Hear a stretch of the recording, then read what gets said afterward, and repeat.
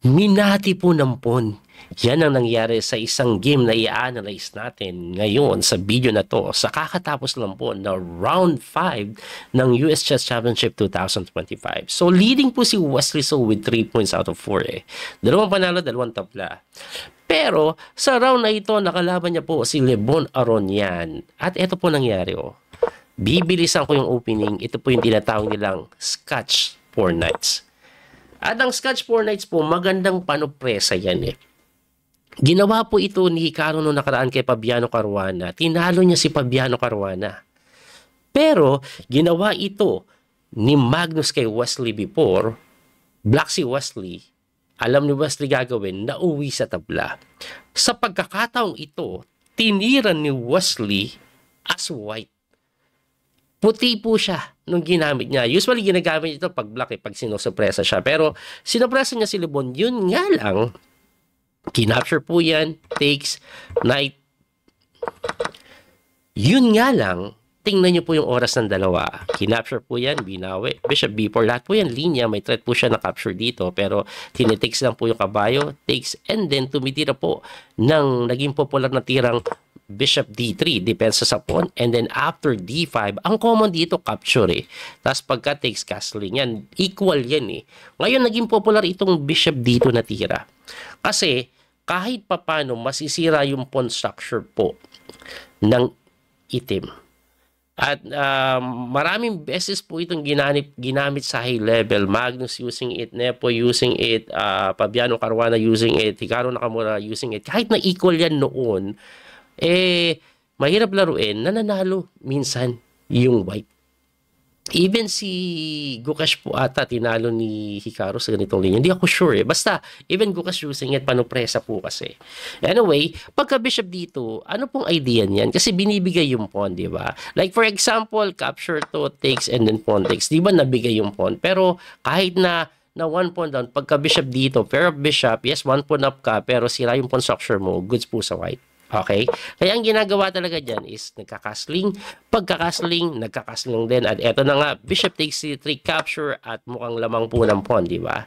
Yes, lamang ng pawn, pero may capture doon eh. At pagka takes mo, capture lang doon. At ang ending, equal, do lamang ka sa pawn structure. Yun nga lang, may kain kasi sa B2. Kung titingnan nyo, bilis tumira ni Wesley sa kanilibon, kinapture po yung C6, tumakbo yung tore, and then hinamon. Lahat po ito ay linya.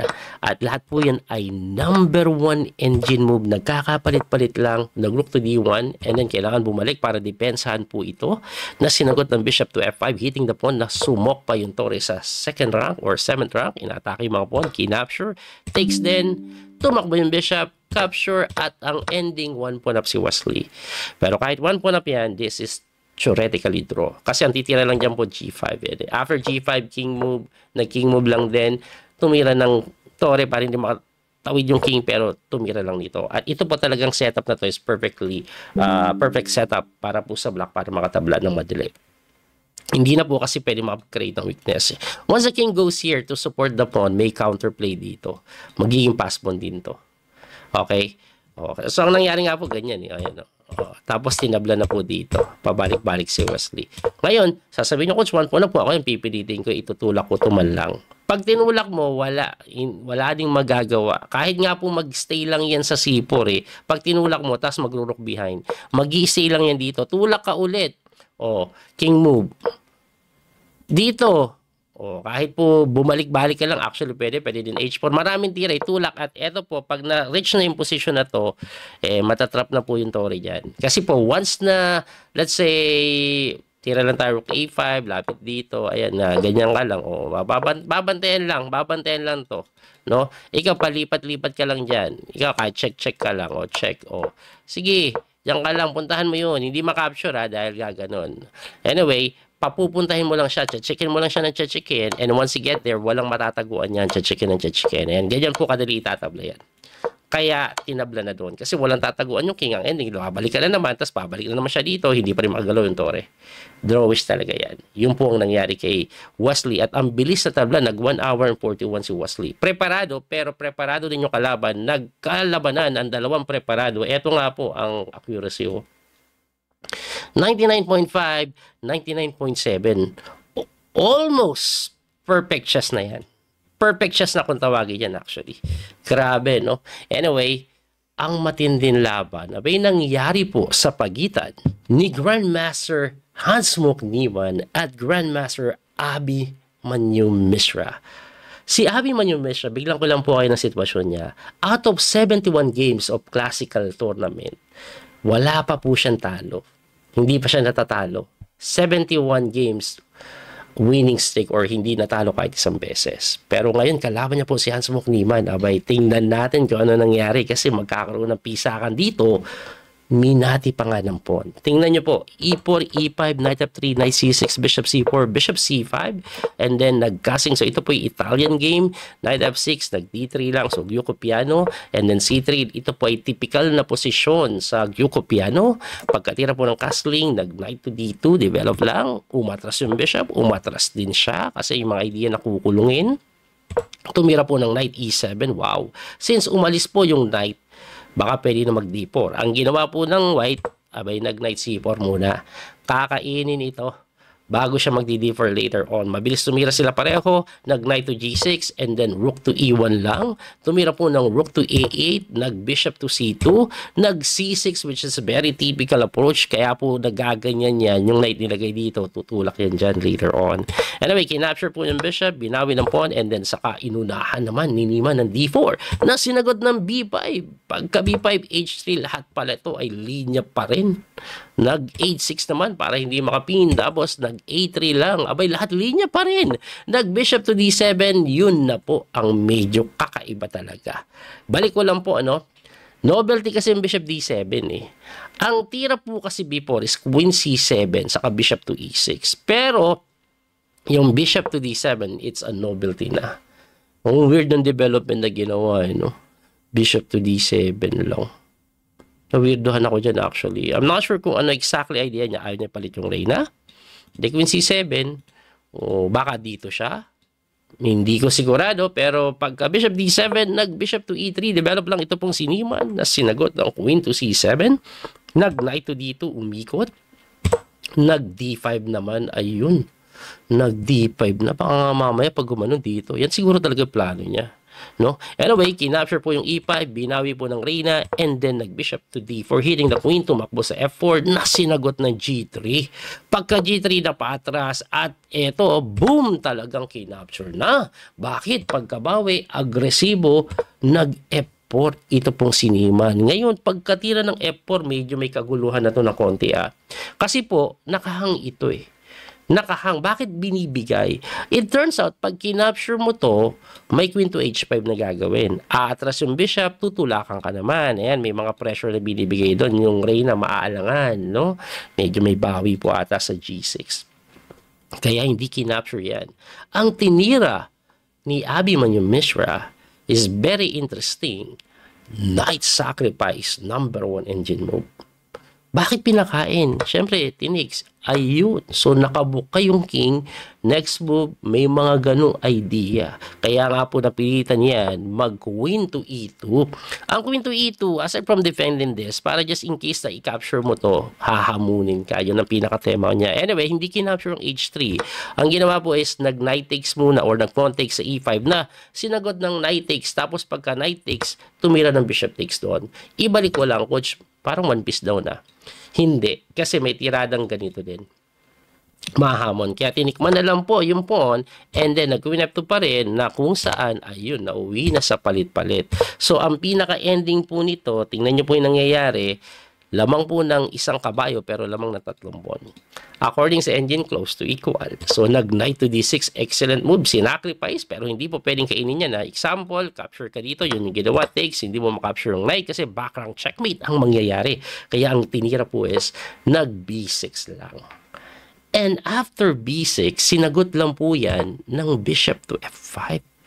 So, he wants to get rid of the bishop na hindi po tinix eh. Kasi nakikita ko yung plano ni Niemann, ipapalit niya lahat-lahat eh. No? Kasi pag kinapture mo ganun, may ganun. Again, hindi mo automatikes, may ganun. Kaya nag-King F8 yan. Pagka King F8, kinapture yung bishop, tinix yung knight, and according sa engine, this is very equal. Pero ako na magsasabi sa inyo, kahit equal to, one piece up pa rin yan. Yung pass pawn, matagal pa. Ngayon, meron pwedeng targetin si Niemann itong weak pawn. Once na mapabagsak niya isang pawn, makakreate siya ng pass pawn with the help of the bishop, that's already winning. Anong ginawa? Nag-rook to e4. Anong intention? Pag chumek ka po dito, by the way, harangan ka dyan. Yan ang mangyayari. Ngayon, ang ginawa is nagtira po ng doon eh. Ayun, no? Nag G6 lang. Wow, may nakita na akong tira pala. Pag chumek ka, titirahan ka lang nito. Pag kumapsure ka dito, tirahan ka dito. May check doon, babagsak yung mga pawn. Yan siguro. Anyway, ang ginawa nga po kaya nag G6 yan. Bukod po sa pasingaw para dito, may F5. Talagang mag-improve yung pawn sa king side. Na sinagot lang ng rook to B4. Ang intention siguro, tulak-tulak, bagsak to. Kailangan makagawa ng pass pawn. Nag-king E7 naman po yan na sinagot ng bishop to F1. Ala, ang intention siguro ganun, no? Anyway, sinagot po yan ng F5 at tinulak na nga. At pagkatulak, again, once you capture this, you will take this, nakahang to or low, mali yun. Weak yung mga pawn. Kaya ang ginawa niya, nag-rook doon. Ang pinaka-intention niya, subukan mong kainin, I'll take these takes and then push. Tapos may tatlong pass mo kalaban ng bishop at king. Ang hirap noon. Kaya ang tinira dyan is umatras, umiwas sa pin na chumek, tumakbo, chumek ulit, humarang, ayun, pagkaharang kinapture, tumek sa B6 at eto na. Nagkaroon ng pass pawn, may mga weakness. At hindi lang yon, time pressure pa. Ito pong si Abby man yung Mishra. 1 minute na lang po siya, 35 seconds, 15 minutes pa may get. Itong si Niemann, nag-king D6 to defend the pawn, nag-king move lang din. Tumira po ng G5 para naman magamit na yung pass pawn, pero may ganito ata. Hindi gumanon. Kasi pag gumanon, may check din pala, no? Alright, may check din pala. Or, matetempohan pa nga later on. Kaya umilalim para makadepensa dito. Anyway, nag-G4 po yan. Ayun, umatake sa pondon. Dinipensahan na sinagot ng bishop takes C4 at ayun na, itutulak na to. 3 pawn yung pass pawn pero kayang bantayan yan na 2 pyesa. At ang kagandahan for the side of white, may pass pawn. So, ganun na nga nangyari. Lumapit yung king para hindi may tulak. Tinulak pa rin eh. Na hindi kinapture. Kining mo ban. By the way, what will happen if you capture here?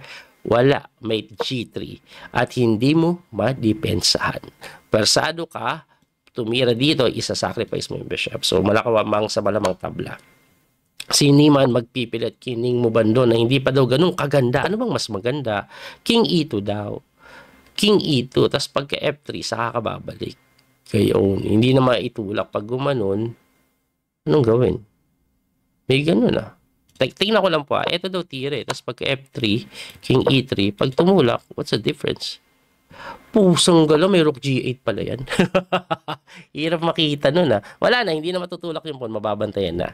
Anyway, ang ginawa is, dito nga, gumanon sa ilalim, lumapit yung king, chumek, lumapit yung king, bumantay sa tulak ng pawn. Ibalik lang natin ha, bakit kailangan lumapit yung king? Bakit hindi na lang itulak? Kasi may rook F8 pa rin. And once you push, wala na. Hindi ka na makakapagtulak, naharangan, nabantay na po yung mga importanteng square. Tapos tutulak na to eh.